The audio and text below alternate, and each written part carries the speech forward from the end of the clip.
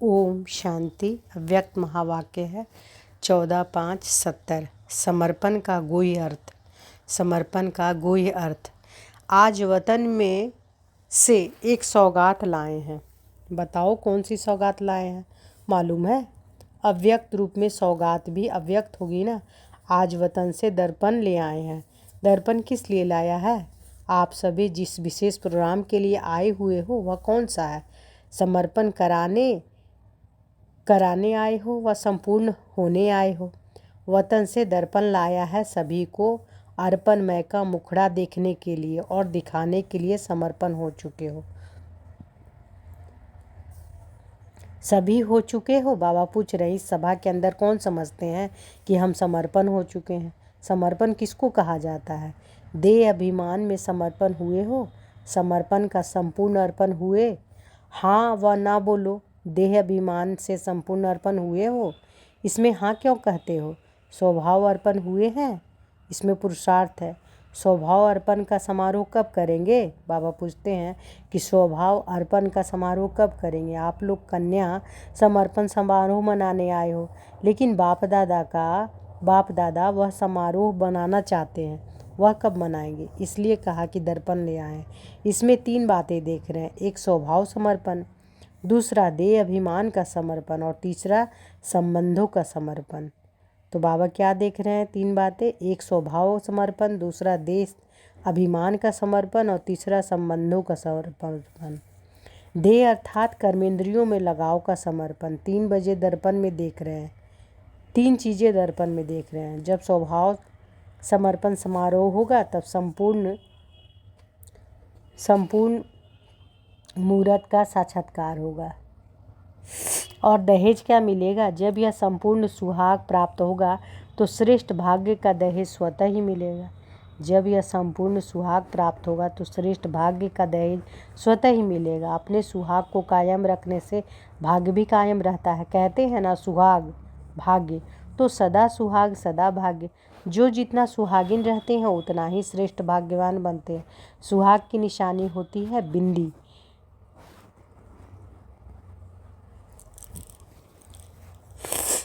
चिंदी और बिंदी दोनों ही होती है।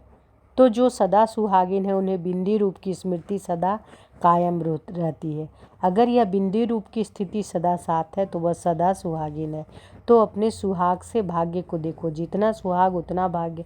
अविनाशी सुहाग तो अविनाशी भाग्य। सदा अपने सुहाग को कायम रखने के लिए 4 बातें याद रखनी है। कौन सी 4 बातें? 4 बातों में से कोई एक बात भी बताओ। जैसे स्थूल दहेज तैयार करके आए हो ना, वैसे इसका कौन सा पुरुषार्थ का दहेज चाहिए? कौन सी 4 बातें? एक तो सदैव जीवन का उद्देश्य सामने हो, दूसरा बाप दादा का आदेश, तीसरा संदेश और चौथा स्वदेश। जीवन का उद्देश्य सामने होने से पुरुषार्थ तीव्र चलेगा और बाप दादा के आदेश को स्मृति में रख कर पुरुषार्थ करने से पुरुषार्थ में भी सफलता मिलती है। सभी को संदेश देना है जिसको सर्विस कहा जाता है। और अब क्या याद रखना है? स्वदेश की अब घर जाना है। अब वापस जाने का समय है। समय समीप आ पहुंचा है। इन 4 बातों में कोई भी बात की कमी है तो उस कमी का नाम ही कमज़ोर पुरुषार्थी है। कमी को भरने के लिए यह 4 शब्द सामने रखो। बाप दादा बच्चों को आज एक नया टाइटल दे रहे हैं, लॉ मेकर्स।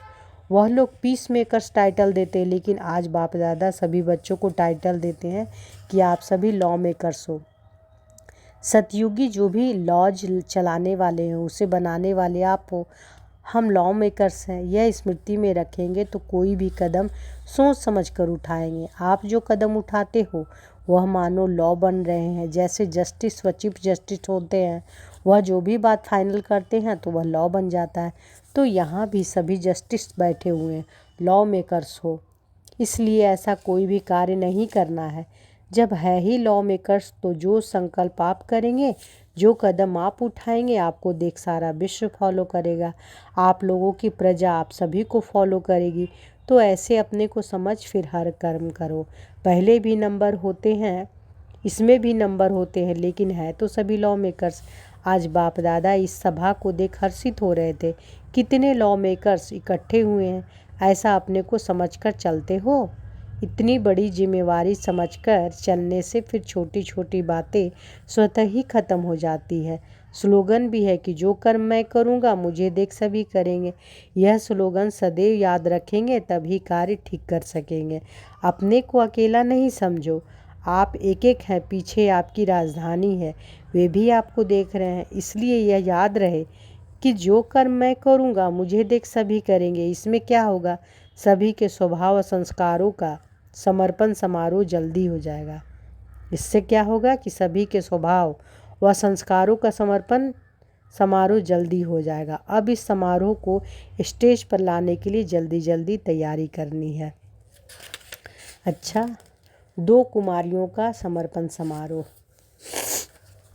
आज किस कार्य के लिए बुलाया है? सतयुग में माता पिता राज सिंहासन पर बिठाते हैं। संगम पर कौन सा राज तिलक मिलता है मालूम है? संगम का तिलक लगाया हुआ है व लगाना है। संगम के तख्त नशीन हुए हो, सर्विस की जिम्मेवारी का ताज है, तख्त कौन सा है?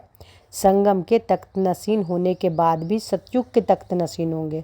सर्व गहनों से श्रृंगार कर लिया है, वह भी कर रहे हो। बाबा कह रहे वह भी कर रहे हो।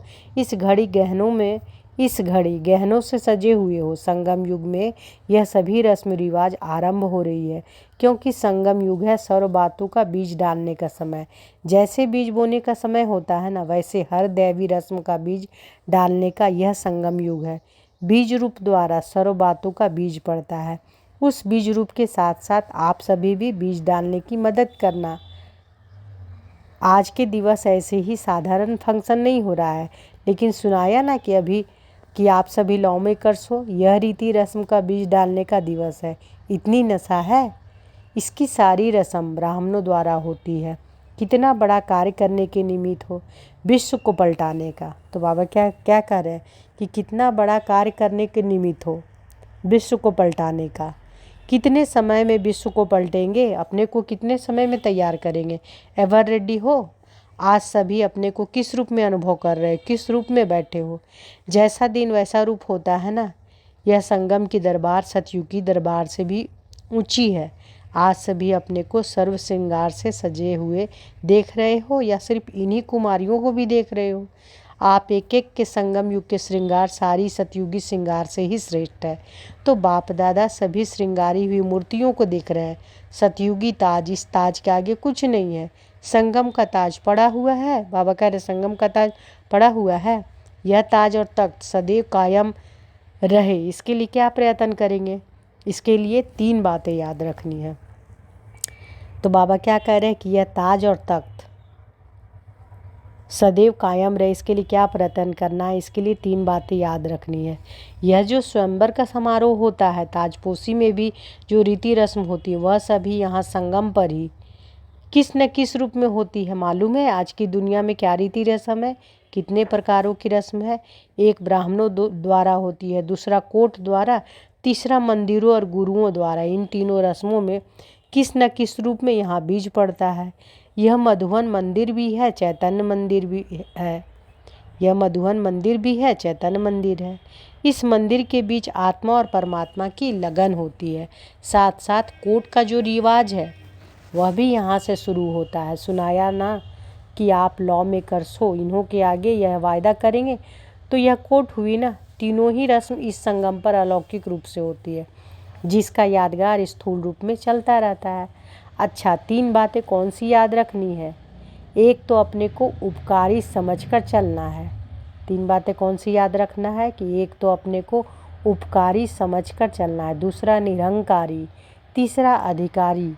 अधिकार भी सामने रखना और निरहंकार का गुण भी सामने रखना, और उपकार करने का कर्तव्य भी सामने रखना है।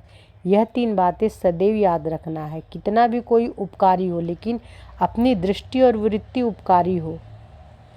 तो बाबा क्या करे कि कितना भी कोई अपकारी हो, लेकिन अपनी दृष्टि और वृत्ति उपकारी हो। अधिकारी भी समझकर चलना है, लेकिन निरहंकारी भी। जितना अधिकारी उतना निरहंकारी, तब यह ताज और तख्त सदैव कायम रहेगा। समझा? अच्छा, ओम शांति।